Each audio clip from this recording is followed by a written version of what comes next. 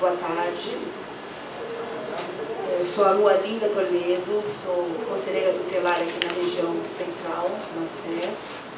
É a primeira vez que eu participo do fórum. Eu faço parte da comissão de educação dos conselheiros tutelares, né?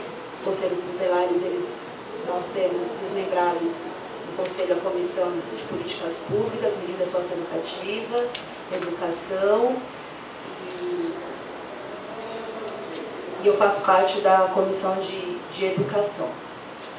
Então, hoje eu vim conhecer o fórum, vim participar, interagir, saber como que funciona o fórum, até mesmo para poder levar para os companheiros. Tá?